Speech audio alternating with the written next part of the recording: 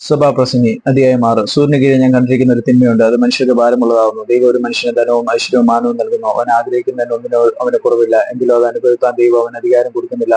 ഒരു അന്യൻ എത്രയാ അത് അനുഭവിക്കുന്നത്? അത് മായയും വല്ലാത്ത വ്യാധിയും തന്നെ. ഒരു മനുഷ്യൻ 100 മക്കളെ ജനിപ്പിക്കുകയും ഏറിയ സംവത്സരം ജീവിച്ച് ദീർഘായുസ്സായിരിക്കുകയും ചെയ്തിട്ടും അവൻ നന്മ അനുഭവിച്ച് തൃപ്തനാകാതെയും ഒരു ശവസംസ്കാരം പ്രാപിക്കാതെയും പോയാൽ ഗർഭം അലസിപ്പോയ പെണ്ണ് അവനേക്കാൾ നന്ന് എന്ന് ഞാൻ പറയുന്നു. അത് മായയിൽ വരുന്നു, അന്ധകാരത്തിലേക്ക് പോകുന്നു.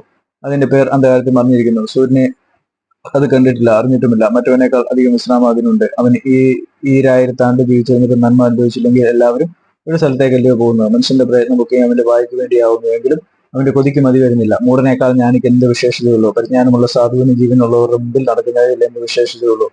അഭിലാഷത്തിന്റെ സഞ്ചാരത്തെക്കാൾ കണ്ണിന്റെ നോട്ടം നല്ലത്. അത് മായയും പ്രയത്നവും അത്രേ. ഒരുത്തൻ എന്ത് തന്നെയായിരുന്നാലും അവന് പണ്ട് തന്നെ പേർ വിളിച്ചിരിക്കുന്നു. മനുഷ്യൻ എന്താകുമെന്ന് വിധിച്ചുമിരിക്കുന്നു. തന്റെ ബലമേറിയവനോട് വാദിപ്പാൻ അവന് കഴിവില്ല. മായയെ വർദ്ധിപ്പിക്കുന്ന വാക്ക് ഭരിക്കാലും മനുഷ്യന് എന്ത് ലാഭം?